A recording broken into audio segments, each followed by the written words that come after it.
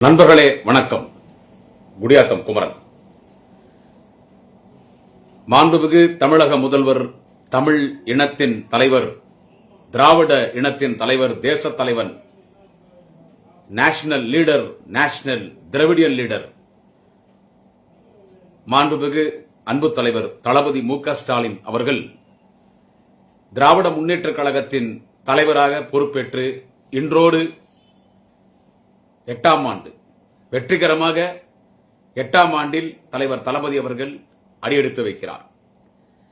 கழக தலைவராக மாண்புமிகு முதல்வர் தளபதி அவர்கள் பொறுப்பேற்று இன்றோடு 8ஆம் ஆண்டில் அடியெடுத்து வைக்கிறார். தலைவர் தளபதி அவர்களுக்கு மனமார்ந்த வாழ்த்துக்களையும் பாராட்டுகளையும் அவரின் அடிமட்ட தொண்டன், கழக பேச்சாளர் என்கின்ற முறையிலே தெரிவித்துக் கொள்கிறேன். 7 வருடங்கள் அவருடைய பணி, 7000 ஆண்டுகள் செய்ய வேண்டிய பணியை 7 வருடங்களில் தலைவர் தளபதி செய்திருக்கிறார். 7 வருடங்கள் சிறப்பாக பணியாற்றி வெற்றிகரமாக 8ஆம் ஆண்டிலே அடியெடுத்து வைத்திருக்கிறார் நம்முடைய தலைவர் தளபதி அவர்கள். அவருடைய அரசியல் வாழ்க்கை, அவருடைய வரலாறு, அவருடைய உழைப்பெல்லாம் திரும்பி பார்த்தால் இப்படிப்பட்ட ஒரு தலைவன் மீண்டும் பிறப்பாரா என்பது ஒரு சந்தேகம். கலைஞருக்கு நிகர் கலைஞரே, முத்தமிழறிஞர் டாக்டர் கலைஞருக்கு நிகர் கலைஞரே. கலைஞர் போல் இன்னொரு தலைவர் இந்த மண்ணிலே பிறக்க முடியாது என்று நாம் சொன்னோம். ஆனால் கலைஞராகவே நம்முடைய தலைவர் தளபதி இன்னைக்கு இந்த மண்ணிலே மக்கள் பணி ஆற்றிக் கொண்டிருக்கிறார். அண்ணாவின் இதயத்தை தலைவர் கலைஞர் இரவலாக பெற்றார். பெரியார் அண்ணாவாக மக்கள் பணியாற்றினார். இன்றைக்கு பெரியாரின் இதயத்தையும், அறிஞர் அண்ணாவின் இதயத்தையும், முத்தமிழறிஞர் டாக்டர் கலைஞரின் இதயத்தையும் இரவலாக பெற்று பெரியாராக, அண்ணாவாக, கலைஞராக, நம் இனமான பொதுச்செயலாளர், பேராசிரியராக இன்றைக்கு நம்முடைய தலைவர் தளபதி அவர்கள் மக்கள் பணி, கழகப்பணி ஆற்றிக் கொண்டிருக்கிறார். தலைவர் தளபதி அவர்கள் 50 ஆண்டு காலம் உழைத்து, 50 ஆண்டு காலம் தலைவர் தளபதி அவர்கள் உழைத்து இந்த நாட்டின் முதலமைச்சராக பொறுப்பேற்றிருக்கிறார். எப்படி தலைவர் கலைஞர் 16 வயதிலே திருவாரூர் வீதியிலே கையிலே தமிழ் கொடி ஏந்தி இந்தி என தேடி வந்த பெண்ணே கேள், நீ நாடி வந்த கோலை உள்ள நாடு இதுவல்ல என 16 வயதிலே தலைவர் கலைஞர் அவர்கள் கால்சட்டை போட்ட மாணவனாய் மொழி போராட்டத்தின் மூலமாக அரசியல் களத்திற்கு வந்தாரோ, அதுபோல் 14 வயதில் முடித்திருத்தும் கடையிலே இளைஞர் திமுகவை தொடங்கிய தலைவன் தான் நம்முடைய தேச தலைவர், திராவிட இனத்தின் தலைவர், அன்பு தலைவர் தளபதி ஸ்டாலின் அவர்கள். தன்னுடைய 16 வயதில் தென்னாட்டு காந்தி பேரறிஞர் அண்ணாவை அழைத்து வந்து கோபாலபுரத்தில் கழக கொடி ஏற்றினார். தூக்குமேடை கழக பிரச்சார நாடகங்களில் நடித்தார். கழக பேச்சாளராக நாடு முழுவதும் பொதுக்கூட்டங்களிலே, தெருமனை கூட்டங்களிலே பேசினார். கலைஞரின் மகன் தேர்தலில் நின்று வட்ட பிரதிநிதி, பொதுக்குழு உறுப்பினராக வெற்றி பெறுகிறார். அதன் பிறகு ஜான்சி ராணி பூங்காவில் தொடங்கப்பட்ட இளைஞர் அணி ஐவர் குழுவிலே ஒருவராக வருகிறார். இளைஞர் அணி செயலாளராக பொறுப்பேற்கிறார். திருமணமாகி ஒரே 3 மாதத்தில் நம்முடைய இனத்தின் தலைவர், திராவிட இனத்தின் தலைவர் தளபதி அவர்கள் மிசா சிறையிலே மிசா கைதியாக ஓராண்டு இருக்கிறார். மிசா கைதி என்ன சாதாரண இல்ல. பலமுறை நான் உங்களிடத்தில் பேசிய செய்தி உங்களுக்கு எல்லாம் தெரியும். மிசா என்று சொன்னால் அவர் மிசால போகும்போது அவருக்கு என்ன வயசு இருக்கும்? ஒரு 22 வயசு இருக்கும் நினைக்கிறேன். அவ்வளவுதான், அவர் 22 வயசு இருக்கும். மிசால போறாரு. 22 வயசு, 21 வயசு. கல்யாணம் ஆகி 3 மாசம் தான். கல்யாணம் ஆகி 3 மாசம்.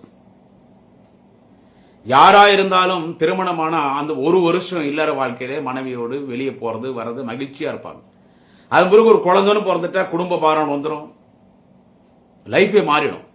அந்த குழந்தை பிறகு வரைக்கும் அந்த ஒரு வருஷம் தான் எல்லாமே மகிழ்ச்சியா இருப்பாங்க. ஆனா கல்யாணம் ஆகி ஒரு 3 மாதத்திலே நம் இனத்தின் தலைவர் தளபதி அவர்கள் மிசா கைதியாக செல்கிறார். எமர்ஜென்சி, ஒரு கடுமையான நெருக்கடி. தளபதி உள்ள போன உடனே அடி, உள்ள போனவனே அடி. ஒரு குஷ்ரோகி தங்க இந்த ரூம் தான் தளபதி கொடுக்குறாங்க. அந்த குஷ்ரோகி செத்துறான் இரவு. காலையில தளபதி போறாரு, தூக்கி உள்ள அந்த ரூம்ல போட்டுறாங்க. அந்த ரூம் எப்படி இருக்குன்னு கேட்டீங்கன்னா, அந்த குஷ்ரோகி தொடச்சு போட்ட அந்த ரத்தம் கரை படைத்த பஞ்சு எல்லாம் இருக்குது. அந்த குஷ்ரோகி பயன்படுத்தின தட்டு அந்த குவளை அதுதான் கொடுக்குறாங்க. சாப்பாடு கொடுத்துட்டு மண் கலந்து கொடுத்து சாப்பிடுன்றாங்க. தினம் அடி தினம் அடி. வித்யாசாகர் காவல்துறை அதிகாரி மேலிருந்து சொல்லி அப்ப காங்கிரஸ் நம்ம பயங்கரமான எதிர்ப்பு. தளபதி அடிக்கிறாங்க. அவருக்காக உயிர் தியாகம் செய்தார் சிட்டி பாபு. அவ்வளவு கஷ்டப்பட்டு மிசாவிலிருந்து வருகிறார் தலைவர் தளபதி. நாடு முழுவதும் சுட்டுத் திரிகிறார். லட்சக்கணக்கான இளைஞர்களை திராவிட முன்னேற்ற கழகத்தில் இணைய வைத்தார்.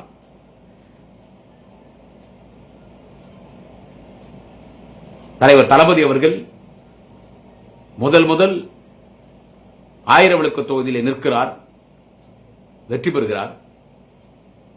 தொடர்ந்து சட்டமன்ற உறுப்பினராக வருகிறார். 96ஆம் ஆண்டு சென்னை மாநகரத்தில் மக்களால் தேர்ந்தெடுக்கப்பட்ட முதல் மேயராக வருகிறார். 44வது வயதிலே சென்னை மாநகரத்தின் 44வது மேயராக மக்களால் தேர்ந்தெடுக்கப்பட்ட மேயராக வருகிறார். என் சிங்காரம் கட்டாலும் பரவாயில்லை, சென்னை மாநகரத்தை சிங்கார சென்னை ஆக்காமல் விடமாட்டேன் என்று சபதம் இருக்கிறார். சென்னை மாநகரத்தை சிங்கார சென்னை ஆக்கினார், மேம்பாலம் நகரமாக்கினார், கார்ப்பரேஷன் பள்ளிகளிலே கம்ப்யூட்டர் கல்வி கொண்டு வந்தார், உலக மேயர்கள் மாநாட்டுக்கு தலைமை தாங்கினார், லண்டன் ஐரிஷ் பல்கலைக்கழகத்தில் உலகத்தின் சிறந்த மேயர் என்ற டாக்டர் பட்டம் பெற்றார். 2வது முறை அதிமுகவின் ஆட்சி 2001 அதிமுகவின் ஆட்சியிலே கூட தலைவர் தளபதி மேயராக வெற்றி பெறுகிறார். அன்றைய முதலமைச்சர் மறைந்த அம்மையார் செல்வி ஜெயலலிதா அவர்களுக்கு பொறுக்க முடியவில்லை. நான் இந்த நாட்டின் முதலமைச்சராக இருக்கிறேன், ஆனால் சென்னை மாநகரத்தின் தந்தை யார் என்று கேட்டால் தளபதி மு.க. ஸ்டாலின். சென்னைக்கு யார் வந்தாலும், பிரதமர் வந்தாலும், ஜனாதிபதி வந்தாலும், துணை ஜனாதிபதி வந்தாலும், மற்ற மாநில முதலமைச்சர் வந்தாலும், வெளிநாட்டு தலைவர் வந்தாலும் முதல் மேயர் அவர்தான் பூக்கொத்து கொடுத்து வரவேற்க வேண்டும். அதன் பிறகுதான் முதலமைச்சர். இதை பொறுக்க முடியாத முதலமைச்சர் தலைவர் தளபதி அவர்கள் ஜெயலலிதாவை கடுமையாக எதிர்த்து பேசுகிறார் சட்டமன்றத்தில். அப்பொழுது ஜெயலலிதா திரு மு.க. ஸ்டாலின் அவர்களுக்கு நான் ஒன்று சொல்லுகிறேன், நான் ஒரு சட்டத்தை கொண்டு வருகிறேன். அதாவது ஏற்கனவே சட்டத்தை கொண்டு வரல, தலைவர் தளபதி ஜெயலலிதாவை ஆண்மையோடு தைரியமா எதிர்த்து பேசுறார் சட்டமன்றத்தில். அப்பவே அந்த அம்மா எந்திரிச்சு நிக்கிறாங்க. ஜெயலலிதா சொல்லணுமா? அப்பயும் அந்த அம்மா எந்திரிச்சு நிக்கிறாங்க. எந்திரிச்சு நின்று, ஸ்டாலின் அவர்களே, நான் ஒரு சட்டத்தை கொண்டு வருகிறேன். ஒருவர் ஒரு அரசு பொறுப்பில் தான் இருக்க வேண்டும், ஒருவர் 2 அரசு பொறுப்பில் இருக்கக்கூடாது. நீங்கள் 2 பொறுப்பில் இருக்கிறீர்கள் மாண்புமிகு உறுப்பினர் ஸ்டாலின் அவர்களே. நீங்கள் மாநகராட்சி மேயராகவும் 1000 விளக்கு தொகுதி சட்டமன்ற உறுப்பினராக இருக்கிறீர்கள். முடிவு செய்யுங்கள், மேயரா எம்எல்ஏவா? அந்த அம்மா பேசி உக்காடுறாங்க. செல்வி ஜெயலலிதா அவர்கள் பேசி உக்காடுறாங்க. யோசிக்காம சட்டு எந்திரிச்சு நிற்கிறார் தளபதி. கலைஞரின் மகன் அல்லவா? எந்திரிச்சு நின்று, நான் மாநகராட்சி மேயராக இருந்தால் சென்னை மாநகரத்தின் மேயருக்காக மட்டும்தான், சென்னை மாநகரத்தின் மக்களுக்காக மட்டும்தான் உழைக்க முடியும். ஆனால் சட்டமன்ற உறுப்பினராக இருந்தால் உங்களின் அடக்குமுறை அராஜக சர்வாதிகார ஆட்சியை நான் எதிர்த்து சட்டமன்றத்தில் பேசுவேன். எனவே மேயர் பதவியை ராஜினாமா செய்கிறேன். நான் 1000 விளக்கு தொகுதி சட்டமன்ற உறுப்பினராக பணியாற்றுகிறேன் என்று சொல்லி மேயர் பதவியை ராஜினாமா செய்கிறார். 5 வருடங்கள் எதிர்க்கட்சியிலே தளபதி நாடு முழுவதும் சுற்றி வருகிறார். 2006 கழகம் ஆட்சி மலர்கிறது. ஒரு மேயர் பதவி அம்மையார் செல்வி ஜெயலலிதா பறித்தார். அனைத்து மேயர்களுக்கும் உள்ளாட்சித்துறை அமைச்சராக வருகிறார். உள்ளாட்சியில் நல்லாட்சி நடத்தினார். ஒரு உள்ளாட்சித்துறை அமைச்சர் என்றால் இப்படிதான் இருக்க வேண்டும் என்று இந்தியாவுக்கே உள்ளாட்சித்துறை அமைச்சர் ரோல் மாடல் தமிழ்நாட்டின் உள்ளாட்சித்துறை அமைச்சர் மு.க. ஸ்டாலின் என்ற பெயரை பெற்றார். துணை முதலமைச்சரானார். சிறப்பாக பணியாற்றினார். 10 வருடங்கள் எதிர்க்கட்சி தலைவர். நம்மை விட்டு தலைவர் கலைஞர் மறைந்த பிறகு கழக தலைவராக பொறுப்பேற்கிறார். எல்லோரும் சொன்னார், கலைஞருக்கு பிறகு திமுக முடிஞ்சிச்சு, அவ்வளவுதான். கலைஞர் மறைந்த பிறகு கழக தலைவராக பொறுப்பேற்கிறார். இடைத்தேர்தல் நடந்துச்சு. இந்த டிடிவி தினகரன் கூட போன எம்எல்ஏக்கள் எல்லாம் பதவி ராஜினாமா இடைத்தேர்தல். அந்த இடைத்தேர்தல எப்பவே ஆளுங்கட்சி தான் இடைத்தேர்தல ஜெயிக்கும். ஆனா அதிமுக ஈக்குவலா இடைத்தேர்தல ஜெயிக்கிறோம். நாடாளுமன்ற தேர்தலில் தலைவர் தளபதி தலைமையில் 39 தொகுதி வெற்றி பெற்றோம். 4 வருடங்களுக்கு முன்னால் சட்டமன்ற தேர்தலில் தலைவர் தளபதிதான் முதலமைச்சர் என்று அறிவித்தோம். தலைவர் தளபதி திராவிட முன்னேற்ற கழகம் தனிப்பெரும்பான்மை ஆட்சி அமைத்தது. தமிழ்நாட்டின் முதலமைச்சர் இதோ போன ஆண்டு நடைபெற்ற நாடாளுமன்ற தேர்தலில் இந்தியாவிலே ஐஎன்டிஏ கூட்டணி 40 தொகுதி வெற்றி பெற்றது என்று கேட்டால் புதுவை சேர்த்து தமிழ்நாட்டிலே தலைவர் தளபதியின் மாபெரும் சாதனை. 8ஆம் ஆண்டில் அடியெடுத்து வைக்கும் கழக தலைவராக பொறுப்பேற்று 8ஆம் ஆண்டில் அடித்து வைக்கும் தலைவர் தளபதியினுடைய 1% சாதனை தான் சொல்லியிருக்கிறேன். அவர் முதலமைச்சராக பொறுப்பேற்று இன்னைக்கு இந்தியாவிலே ஒரு ரோல் மாடல் முதலமைச்சர். இன்னைக்கு இந்தியாவிலே ரோல் மாடல் முதலமைச்சர் என்று கேட்டால் தமிழ்நாட்டின் முதலமைச்சர் தலைவர் தளபதி. பெண்களுக்காக ஆட்சி நடத்துகிற ஒரு தலைவன் யார் என்று கேட்டால் தலைவர் தளபதி. பெண்களுக்காக ஆட்சி நடத்துகிற ஒரே தலைவன் தலைவர் தளபதி. இந்தியாவிலே வடமாநிலத்திருக்கிற எல்லா பெண்களும் என்ன சொல்றாரு கேட்டால், ஒரு முதலமைச்சர் என்றால் எப்படி இருக்க வேண்டும் கேட்டால் தமிழ்நாட்டின் முதலமைச்சர் மு.க. ஸ்டாலின் போல இருக்க வேண்டும் என்று எல்லோரும் பாராட்டுகிறார். பெண்களுக்கு பேருந்தில் இலவச பயணம், மகளிர் உரிமை தொகை என்று மாதம் 1000, புதுமை பெண் திட்டத்தின் மூலமாக கல்லூரியில் படிக்கிற சகோதரிகளுக்கு 1000, தமிழ் புதல்வன் திட்டத்தின் என்கின்ற முறையிலே கல்லூரியில் படிக்கிற மாணவர்களுக்கு 1000. இதோ இன்று நேற்றைக்கு காலை உணவு திட்டம் அனைத்து கார்ப்பரேஷன் பள்ளிகளிலும் பஞ்சாப் மாநில முதலமைச்சர் வந்து துவக்கி வைக்கிறார். காலை உணவு திட்டம் ஏற்கனவே தமிழ்நாடு முழுவதும் காலை உணவு திட்டம், சத்துள்ள உணவு. ஒரு ஊழலற்ற ஆட்சி, ஒரு நேர்மையான ஆட்சி, ஒரு மக்களுக்காக நடைபெறுகிற ஒரு ஆட்சி, பெண்கள் பாதுகாப்பாக இருக்கிற ஒரு மாநிலம், சட்ட ஒழுங்கு சீராக இருக்கிற ஒரு மாநிலம், அரசு அதிகாரிகளுக்கு முக்கியத்துவம் தருகிற ஒரு மாநிலம்.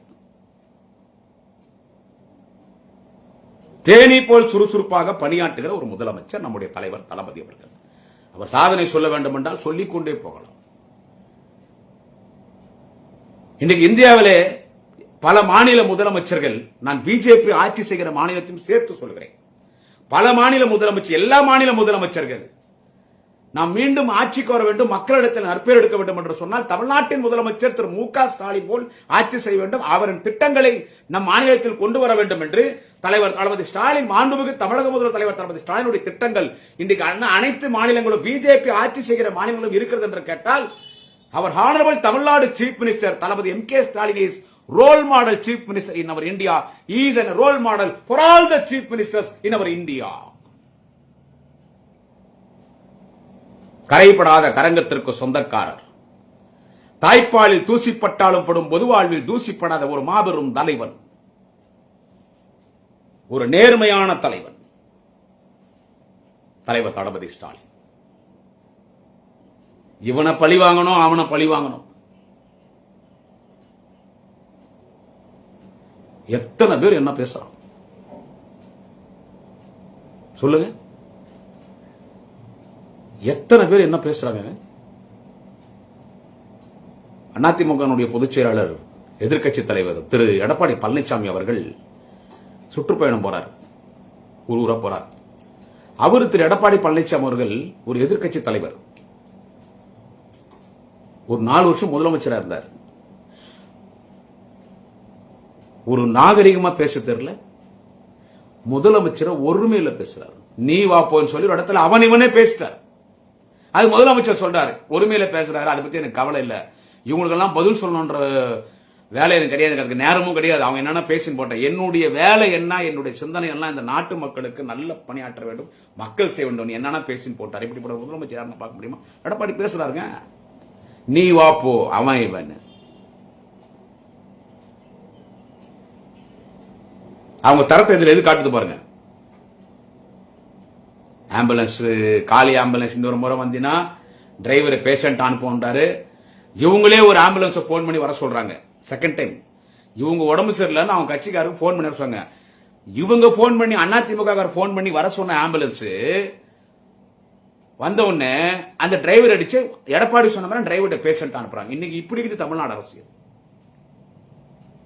இன்னைக்கு எல்லாரும் சொல்றாங்க, எடப்பாடி பழனிசாமி ஒருவேளை பேசுற, ஏன் திமுக யாரும் அவங்கள பார்த்து கேள்வி கேட்கலையேன்னு. குடியாத்தகுமரம் பேசிட்டு தான் இருக்கிறோம், குடியாத்தகுமரம் பேசிட்டு தான் இருக்கிறோம். தளபதி யாரும் அவங்களெல்லாம் பதில் சொல்லாதீங்க. அமைச்சர்கள் போய் உங்க துறையில போய் எலெக்ஷனுக்கு இன்னும் 9 மாசம் தான், போய் தொகுதி மக்கள்கிட்ட போய் தொகுதி மக்களுக்கு பணியாற்றுங்க, அடுத்து ஜெயிக்கிறதுக்கான வேலையை பாருங்க, அவங்களாம் நீங்க பதில் சொல்லாதீங்கன்றார். எத்தனை பேர் இவ்வளவு தரங்கட்டு பேசுறாங்க, உதவாகலாம் பேசுறாங்க சார். யார் மேலாம் கேஸ் போடப்பட்டிருக்கிறதா சொல்லுங்க? யாராவது கைது செய்யப்பட்டிருக்கிறாங்களா? யார் மேலாவது கேஸ் போட்டு யாராவது கைது செய்யப்பட்டிருக்காங்களா? நான் கேட்கிறேன், இந்த நேரலையில கேட்கிறேன். தலைவர் தளபதி உன் மேல கேஸ் போடு, அவனை கைது பண்ணு சொல்லுகிறாரா? அதிமுக சி.வி. சண்முகம் ஒரு முன்னாள் அமைச்சர், விழுப்புரம் மாவட்டம் சி.வி. சண்முகம், அந்த ஆள் பேசுறதெல்லாம் நீங்க பாத்துக்கிறீங்கல்ல, நான்லாம் ஒண்ணுமே கிடையாது. காவல்துறையில அவங்க மேல வழக்கு போடுங்க, போயிட்டு நாலு வழக்கு 4 பிரிவில வழக்கு போடுறதெல்லாம் சிவி சண்முகம் மேல போடுங்க. ஒரு முதலமைச்சரை எவ்வளவு தரந்தாலும் அந்த ஆள் பேசுறாங்க, எவ்வளவு தரந்தா, எங்களுக்கெல்லாம் கோபம் வருது. அங்க இருக்கிற நம்ம கட்சிக்காரங்களாம் என்ன பண்றாங்கன்னு தெரியல. அங்கதான் அன்னியூர் சிவாலாங்கிறாரு, அங்கெல்லாம் என்ன பண்றாங்கன்னு தெரியல. அவங்களாம் எவ்வளவு அண்ணன் உதயநிதியை, நாளைக்கு முதலமைச்சர் அண்ணன் உதயநிதி, இன்னைக்கு துணை முதலமைச்சர், எதிர்காலத்தில் இந்த நாட்டினுடைய முதலமைச்சர் நம்முடைய வாலிப கலைஞர் மாண்புமிகு உதயநிதி ஸ்டாலின் எவ்வளவு தரந்தாலும் அந்த ஆள் பேசுறாரு. கலைஞருடைய நினைவிடத்தை எவ்வளவு கேவலமா பேசுறாங்க அந்த ஆளு. அம்மா ஜெயலலிதா நினைவிடத்துக்கு பார்க்கறதுக்கு தினம் மக்கள் 1000 கூட்டத்தில் வருது. கலைஞர் நினைவிடத்தை சொல்லும் போது அங்க நாய் கூட போறதுல ஒருத்தன் பேசுறான், ஒரு சிவி சண்முகம் பேசுறான். நான் அவனுக்கு பதில் சொல்றேன், என் மேல போலீஸ் ஸ்டேஷன்ல கேஸ் கொடுக்குறாங்க. சிவி சண்முகத்துக்கு பதில் சொன்னதுக்கு போலீஸ் ஸ்டேஷன்ல என் மேல பல கேஸ் என் மேல. அந்த விமர்சனத்தை தாங்கிக்கிறாரு. அவரா பேசுவார், பேசாதான் சொல்லுவார், நம்ம சும்மா இருக்கலாமா? அடுத்து தந்தையால் அடித்து விலக்கி அடிக்கப்பட்ட அன்புமணி என்கின்ற ஒரு மனிதர் தினமும் மேடையில் எவ்வளவு பொய்யும் புரட்டும், எவ்வளவு பொய்யும் புரட்டும்.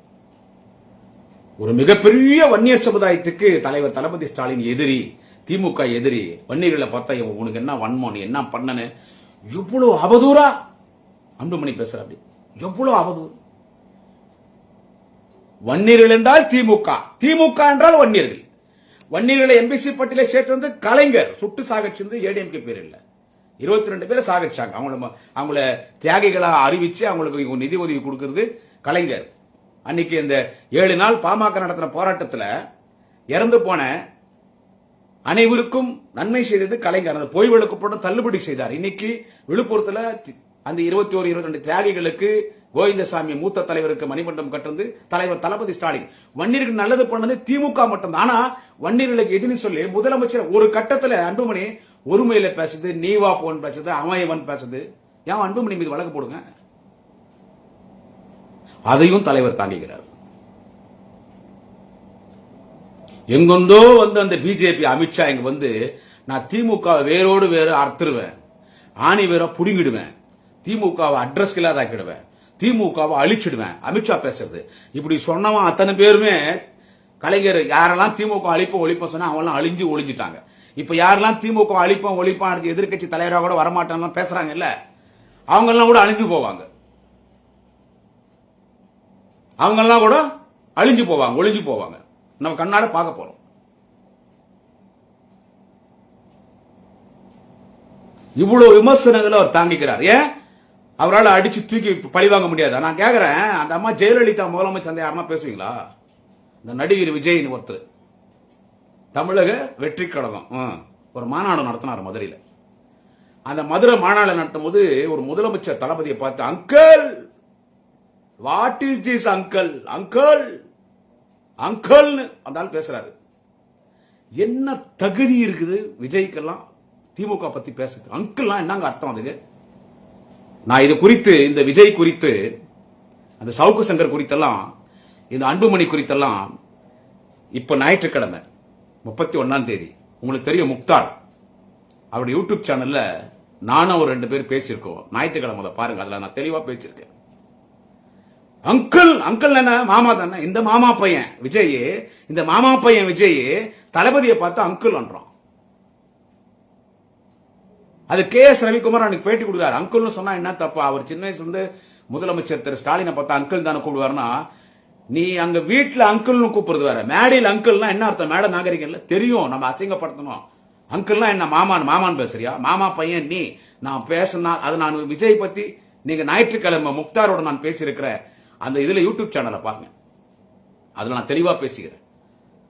அந்த விஜய் மீது வழக்கு போடப்பட்டிருக்கிறதா? நான் சிங்கம் வேட்டைக்கு மட்டும்தான் வெளியே வரும், ஆண் சிங்கம் வேட்டையாடாது. தற்கொலை விஜய் ஆண் சிங்கம் வேட்டையாடாது, பெண் சிங்கம் வேட்டையாடும். பெண் சிங்கம் வேட்டையாடி அதை எடுத்துன்னு வரும், அந்த ஆண் சிங்கம் உட்காந்து சாப்பிடும். சோ இவனுங்கெல்லாம் பேசுறானுங்க, இவனுங்கெல்லாம் பேசுறாங்க. யார் மேலாவது வழக்கு போட்டுருதா? யாருன்னா கைது செய்திருப்பாங்களா? ஜெயலலிதா தான் பேசுவீங்களா? இந்த விஜய் அங்கிள் இருந்தாலும் பேசுறானே, உன்னுடைய தலைவா படம் நீ இன்னும் பாட்டெல்லாம் போட்டு டைலாக் எல்லாம் வச்ச ஜெயலலிதா படம் ரிலீஸ் பண்ண முடியல போனீங்கல்ல. அப்பனும் புள்ளியும் 2 பேரும் சந்திரசேகர், மரியாதைக்குரிய விஜயனுடைய தந்தை விஜய் சந்திரசேகர் அவர்கள் விஜயை கூப்பிட்டு போல கொடநாள்ல போறீங்க, ஜெயலலிதா வண்டி வருது, சிஎம் ஆகிறாங்க அந்த அம்மா செல்வி ஜெயலலிதா, இப்படி நின்னீங்களே கை கட்டுன்னு, அந்த அம்மா பார்த்து வண்டி நிறுத்தினாங்க, காலில் விழுந்தாங்க 2 பேரும். தெரியாத என் பையன் பண்ணிட்டான், மன்னிச்சிருங்க மன்னிச்சிருங்க மன்னிச்சிருங்க. விஜய் இப்படி நின்னான். அப்புறம் பாட்டெல்லாம் நீக்கி டைலாக் எல்லாம் கரெக்ட் பண்ண தான் படம் ரிலீஸ் ஆகி அன்னைக்கு சொல்றது விஜய் மாமா பையன் இந்த டாபர் விஜய் அன்னைக்கு சொல்றதானே, ஆண்டி ஜெயலலிதா ஆண்டி ஜெயலலிதா பேச வேண்டியதானே. பேட்டா பிச்சு ஏத்துட்டு இருப்பாங்க. இன்னைக்கு இந்த அன்புமணி வாய்க்கிலேயே பேசுறதெல்லாம் அன்னைக்கு ஜெயலலிதா இருக்கும்போது பேச முடியுமா? ஆனானப்பட்ட டாக்டர் ஐயா ராமதாசி அந்த அம்மா அச்சுத்துக்கு வேலு ஜெயில போட்டுச்சு. இதெல்லாம் வரலாறு.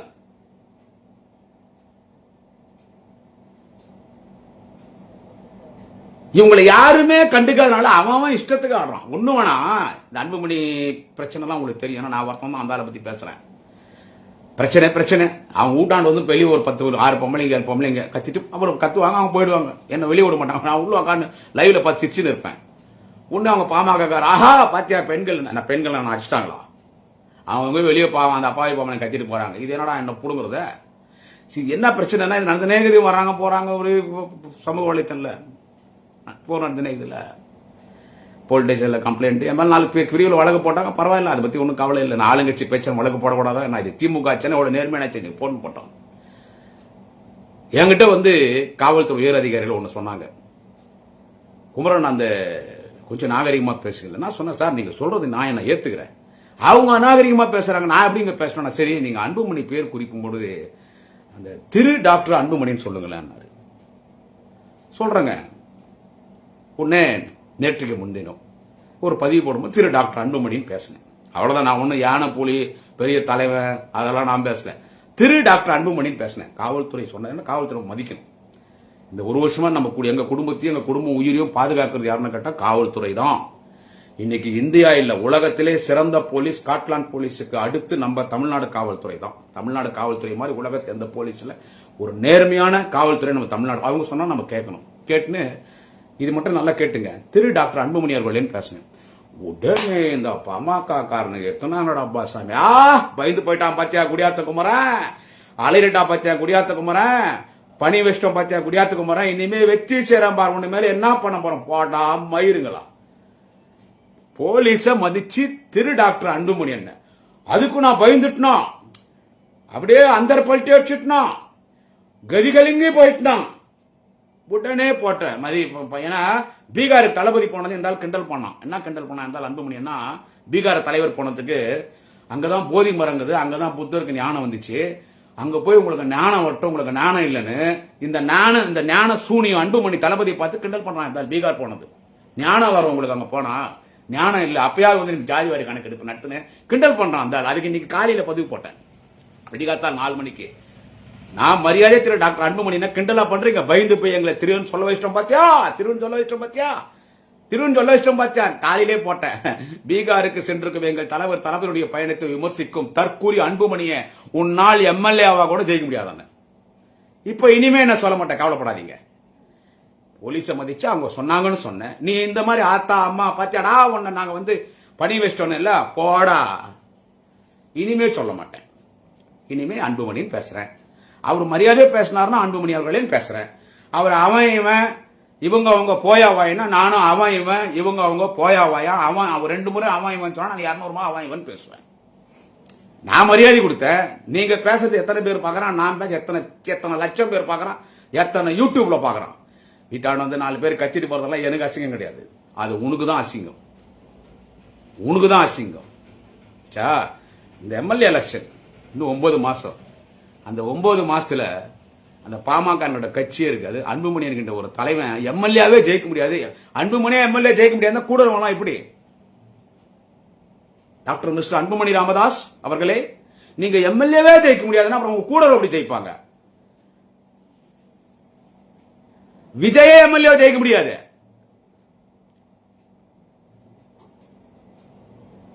ரெண்டாயிரத்தி 26 200க்கும் மேற்பட்ட தொகுதியிலே திராவிட முன்னேற்ற கழகத்தின் கூட்டணி வெற்றி பெற்று இரண்டாவது முறை தமிழ் இனத்தின் தலைவன், தேச தலைவன், திராவிட இனத்தின் தலைவன் தலைவர் தளபதி தான் முதலமைச்சர்.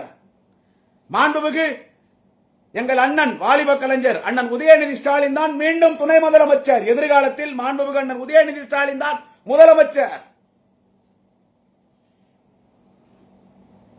எங்க 4 அணி நிக்குதுங்க. எங்க சாதனம் எல்லாம் ஒரு பக்கம் இருக்கட்டுங்க. ஒன்னு திமுக அணி, ஸ்ட்ராங்கான கூட்டணி. இந்த கூட்டணி யாரும் உடைக்க முடியாது. திராவிட முன்னேற்ற கழகம் தெரியும், திமுக, காங்கிரஸ், மார்க்சிஸ்ட் கம்யூனிஸ்ட், இந்திய கம்யூனிஸ்ட், விடுதலை சிறுத்தை கட்சிகள், இந்திய யூனியன் முஸ்லீம் லீக், ஜவஹர்லால் அவருடைய மனிதநேய மக்கள் கட்சி, கொங்குநாடு மக்கள் முன்னேற்ற கழகம்,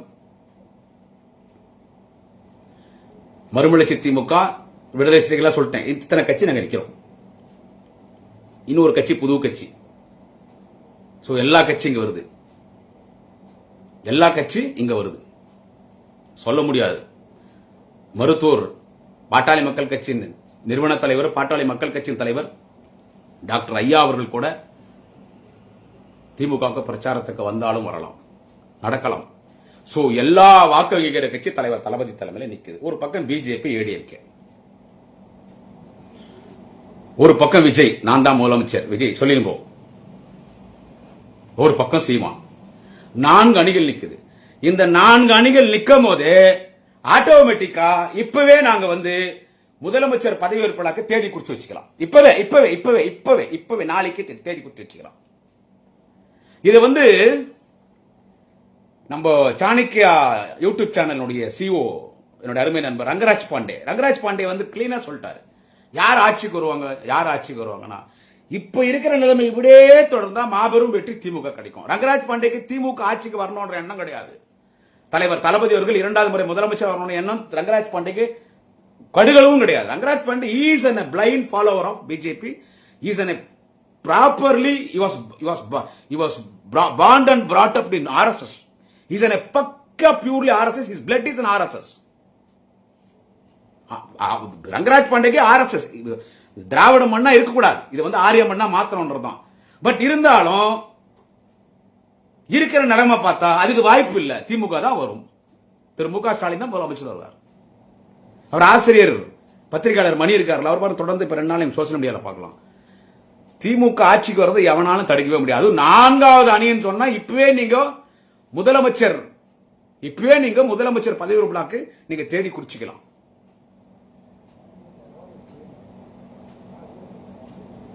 இதுதான் நிலைமை இன்னைக்கு தமிழ்நாடு நிலைமை. சோ அமைதியா இருக்க. பீகாருக்கு போறாருங்க இந்த நரேந்திர மோடி. மகாராஷ்டிரா, பீகார், ஹரியானா இப்படிப்பட்ட மாநிலங்கள்ல போலி வாக்காளர்களை சேர்த்து உண்மையான வாக்காளர் நீக்கி திருட்டுத்தனமா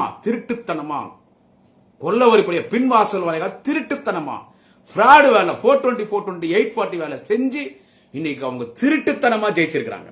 அப்போ 2வது முறை மோடி வராருன்னு சொன்னா, 3வது முறை மோடி வராருன்னு சொன்னா, அப்போ தமிழ்நாடு இந்தியா முழுக்க வட மாநிலத்திலையும் கர்நாடகால கூட பண்ணிக்கிறாங்க. எவ்வளவு போலி வாக்காளர்கள் லட்சக்கணக்கில் சேர்த்து லட்சக்கணக்கான உண்மையான வாக்காளர்கள் அன்னைக்கு ஒரே ஒரு ரூம்ல மட்டும் 75 வாக்காளர்கள். ஒரே ஒரு ரூம் 10 பேர் ரூம்ல போட முடியாது. அங்கே 75 வாக்காளர்கள். இப்படி பண்ணிதான் பிராடு வேலை பண்ணிதான் இவங்க இந்த நாட்டில் ஆட்சிக்கு வந்திருக்காங்க. இதை கண்டித்து ராகுல் காந்தி அவர்கள் பேரணி போறார் பீகார்ல. அதுக்கு தலைமை தாங்கிறதுக்கு மாண்புமிகு தமிழ்நாட்டின் முதலமைச்சர் தேச தலைவர் தளபதி அவர்களை அழைக்கிறார். தளபதி போறாரு. தளபதி அருமையா பேசினார். காங்கிரஸ் பேர் மறந்துட்டு அவர் தான் டிரான்ஸ்லேட் பண்ணார். தமிழ்நாட்டில் இருந்து மு க ஸ்டாலின் வந்திருக்கணும் என்ன ஆரவம்.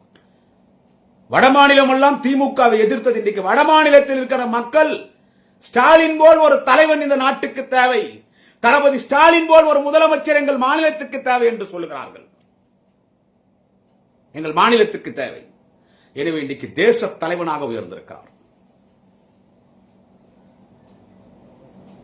எடப்பாடி அவர்களே, பப்பு வேக பேசுங்க. நீங்க அவன் இவன் என்ன சொல்றது, என்ன பேசுங்களா பேசுங்க, பப்பு வேகாது. திரு ஸ்டாலின் அவர்களையும் பேசுறீங்கல்ல, அதே பேசுங்க. திரு ஸ்டாலின் அவர்கள், திரு ஸ்டாலின் நீ என்னென்ன பேசுற பேசு. திரு ஸ்டாலின் அவர்களே பேசிட்டு போங்க. நீ வாப்போ அவன் பேசுறது என்ன? அது நான் பேசினா உங்க கட்சிக்காரனு கோவம் வருது, ஸ்டேஷன்ல போய் கம்ப்ளைண்ட் கொடுக்குறோம். நீங்க ஒரு முதலமைச்சராக இருந்தவர் தானே எடப்பாடி. இன்னைக்கு நீங்க ஒரு எதிர்கட்சி, பொறுப்பான எதிர்கட்சி தலைவர் தானே நீங்க. அதிமுக திமுக எவ்வளவு பெரிய கட்சி. புரட்சி தலைவர் எம்ஜிஆர் துவங்கப்பட்ட கட்சி அதிமுக. எம்ஜிஆர் மறைந்த பிறகு பல்வேறு சோதனைக்கு பிறகு அந்த கட்சிக்கு தலைவராக வருகிறார் அம்மா செல்வி ஜெயலலிதா. திமுக அதிமுக மாறி முதல் முதலமைச்சராக வராங்க. அந்த கட்சி நீங்க உங்க கையில இருக்கு. எப்படி பேசணும், எப்படி அரசியல் பண்ணணும். நீங்க முதலமைச்சர் அமையமனு உரிமையில நீங்க பேசிட்டா ரவுடித்தனமா ஆம்புலன்ஸ், காலி ஆம்புலன்ஸ் தான் நான் டிரைவர் அடிச்சு பேஷண்ட் அனுப்புன்னு சொல்லி அதே மாதிரி அனுப்பிச்சிட்டாங்க. இதெல்லாம் பேசிட்டா மக்கள் உங்களை மெச்சிக்குவாங்களா? நீங்க என்ன அந்த பைத்தியக்கார அந்த திரிஷா கூட குடும்பம் நடத்தினுக்கிறானே 6 மணிக்கு மேல வீட்டு விட்டு வெளியே வராம ஒர்க்கிங் ஹோம் பாலிடிக்ஸ் பண்ற விஜயா நீங்க? இவர் சொன்னாரு என்னன்னு கேட்டா, எடப்பாடி பழனிசாமி எங்கள்கிட்ட ஒரு பெரிய கட்சி வரப்போகுது. திரு எடப்பாடி பழனிசாமி சொன்னா அப்படி எங்கிட்ட ஒரு பெரிய கட்சி அவர் சொன்னது யாருன்னு கேட்டா விஜய். அவன் வெற்றி செஞ்சுட்டான் இந்த இதுல மாநாட்டுல. எம்ஜிஆர் தொகுன கட்சி இன்னைக்கு ஆள் இல்லாம அட்ரஸ் இல்லாத போயிடுச்சு. அந்த கட்சி நிலைமை அப்பாவி தொண்டர்னா அத்தனை பேர் என்கிட்ட வாங்கன்றான். இப்போ எடப்பாடி என்ன பண்ற அப்படி விஜயை பத்தி பேசுற அப்படி. விஜய் அவங்க எதிர்பார்த்தாங்க.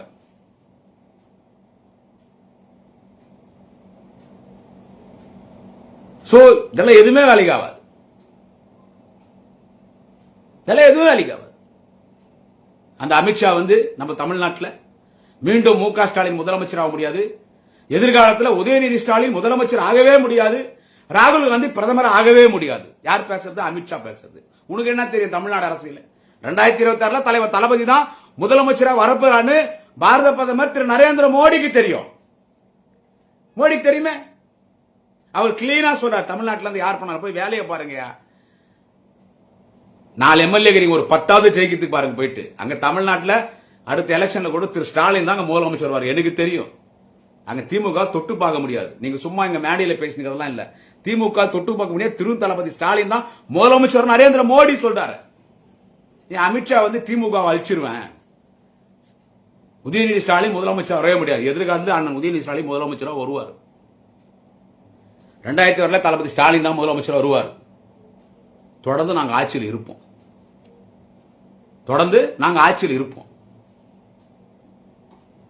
இவ்வளவு சாதனைகளை தலைவர் தளபதி செய்திருக்கிறார். அவருடைய கழக தலைவராக பொறுப்பேற்று 8ஆம் ஆண்டிலே வெற்றிகரமாக அடியெடுத்து வைக்கிறாரே. இவ்வளவு சாதனைகளை செய்திருக்கிறார். எத்தனை எதிரிகளை அவர் சமாளிக்கிறார்.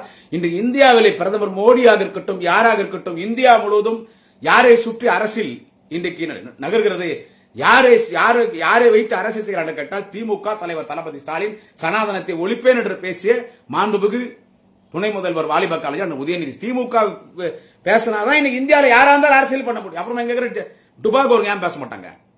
திமுக பேசினாதான் அரசியலே நடத்த முடியும், அரசியலே பேச முடியும். 2026 திமுக தான் ஆட்சி. 200 தொகுதிக்கு மேல ஜெயிக்கும். எதை பார்த்தும் குடியாத்த குமரன் பயப்பட மாட்டான். எதை பார்த்தும் குடியாத்த குமரன் பயப்பட மாட்டான். என் தலைவன் தளபதியை யார் உரிமையில பேசினாலும் வெற்றி செய்வேன். சோத்துக்கு உப்பு போட்டு சாப்பிடுறேன். உண்மையான திமுக காரனுக்கு பிறந்தவன் எவன் பேசினாலும் விட மாட்டேன். தலைவர் தளபதி மரியாதையா பேசினா மரியாதையா பேசுறேன். திரு மு க ஸ்டாலின் அவர்கள் என்ன எதிர்கட்சி தலைவர்களே திரு என்று பேசுகிறேன். ஆனா அன்புமணியை பேச மாட்டேன். மற்றவங்களெல்லாம் பேசுறேன். மற்றவங்க எல்லாரையும் பேசுறேன். மாண்புமிகு முதல்வர் மு க ஸ்டாலின் அவர்கள் என்ன நானும் மாண்புமிகுன்னு பேசுறேன், உயர்த்திறன் பேசுறேன், வணக்கத்துக்குரியன் பேசுறேன். நமக்கு யாரா பதில் சொல்ல போன இறங்கி பேசினா முன்ன பேசின விட நான் பிளாட்பாரத்துக்கு கீழே இறங்கி பேசுவேன், கிரவுண்ட்ல எல்லாம் இறங்கி பேசுவேன்.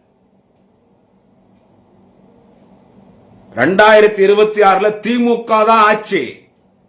என் தலைவன் தளபதி தான் முதலமைச்சர். வேலூர் 5 தொகுதி அடிச்சிடுறோம். வேலூர் மண்டலமே அடிக்கிறோம். நான் வேலூர் மண்டலம் ஏனென்றால் வேலூர் மண்டல பொறுப்பாளர் மாண்புமிகு பொதுப்பணித்துறை மற்றும் நெடுஞ்சாலைத்துறை அமைச்சர், அருணை மாநகரத்தின் அருணையாளர், அருணையின் செல்வம், தலைவர் தளபதியின் முதன்மை தலகர்த்தர், தலைவர் தளபதி இதய சிம்மாசனத்தில் நிரந்தரமாக வீற்றிருக்கிற தலைவர் தளபதி கையிலே வைத்திருக்கிற ஆயுதம் வேல்.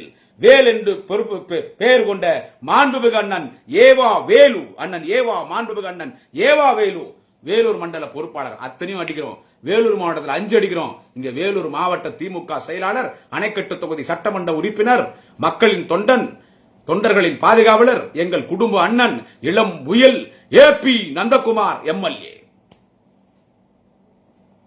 5 அடிக்கிறோம். வேலூர் மண்டலம் அடிக்கிறோம், தமிழ்நாடே அடிக்கிறோம், தமிழ்நாடே ஜெயிக்கிறோம்.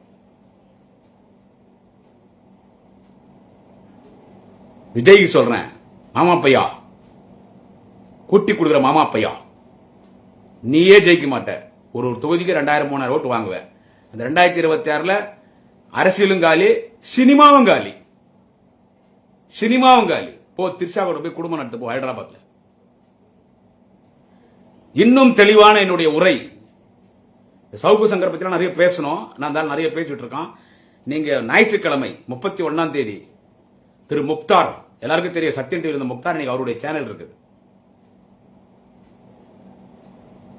இந்தியா 24 சொல்லி, அந்த சேனல்ல நான் பேசுறேன். அதை பாருங்க. மரியாதை கொடுத்த அந்த மரியாதை இங்க காப்பாத்திக்கல. மரியாதை கொடுத்த உயர் அதிகாரிகள் சொல்லி நான் மரியாதை கொடுத்தேன். நீங்க அந்த மரியாதை காப்பாத்திக்கல. 2 நாளா எத்தனை ஆத்தா அம்மான்னு போட்டு பயந்துட்டான் பாத்தியா. இனி முண்டிச்சு, இனி வெற்றி சேரும். திருநெல்லாம் சொல்ல மாட்டேன், ஒரு அன்புமணி தான் சொல்லுவேன். சரி, ரைட். ஞாயிற்றுக்கிழமை பாருங்க என்னுடைய பேட்டியை முக்தார் அவர்களோடு. 8ஆம் ஆண்டில் வெற்றிகரமாக திராவிட முன்னேற்ற கழகத்தின் தலைவராக அடியெடுத்து வைக்கும் மாண்புமிகு தமிழ்நாட்டின் முதலமைச்சர், வரிப்புடி பட்டாளத்தின் வரலாற்று நாயகன், முறுக்கி இளைஞர்களின் போர்வகிட்ட தலைவன், ரத்த தடாகத்தில் பூத்திட்ட குறிஞ்சிமலை நாயகர், திராவிட முன்னேற்ற கழகத்தின் 2ஆம் கலைஞர், திராவிட முன்னேற்ற கழகத்தின் வாழும் கலைஞர், திராவிட முன்னேற்ற கழகத்தினுடைய வாழும் பெரியார், திராவிட முன்னேற்ற கழகத்தின் வாழும் மன்னாவாக தலைவர், கலைஞர் நிதியத்தை இரவலாக பெற்றிருக்கிற இந்தியாவின் முதன்மை முதல்வர், இந்தியாவின் சிறந்த முதல்வர், தேச தலைவர், திராவிட இனத்தின் தலைவன், நமது மாபெரும் தலைவன், மாபெரும் தலைவன், தலைவர் தளபதி மு.க. ஸ்டாலின். வாழ்த்துக்கள் தலைவா. தலைவா, உங்கள் பின்னால் கோடிக்கணக்கான தொண்டர்கள், தமிழர்கள் மட்டும் இல்லை, வடமாநிலம், கர்நாடகா, ஆந்திரம், கேரளா, ஒட்டுமொத்த இந்தியா உன்னை விரும்புகிறது தலைவா. ஒரு முதலமைச்சரும் எப்படி இருக்க வேண்டும் என்று சொன்னால் தமிழ்நாட்டின் முதலமைச்சர் தலைவர் தளபதி மு.க. ஸ்டாலின் போல் தான் இருக்க வேண்டும். இந்தியா உன் பின்னால் இருக்கிறது தலைவர் தளபதி அவர்களே, இந்தியா உன் பின்னால் இருக்கிறது. நீதான் அனைத்து அரசியல் தலைவர்களுக்கும் ரோல் மாடல் தலைவா. வாழ்க வாழ்க வாழ்க வாழ்க. 2026 200 தொகுதிக்கு மேல் வெற்றி பெற வைத்து உங்களை முதலமைச்சர் சிம்மாசனத்தில் தமிழக மக்கள் அமர வைப்பார். வாழ்க தலைவர் தளபதி. நன்றி, வணக்கம். குடியாத்தம் குமரன். நாளை இன்னொரு பதிவிலே சந்திக்கிறேன்.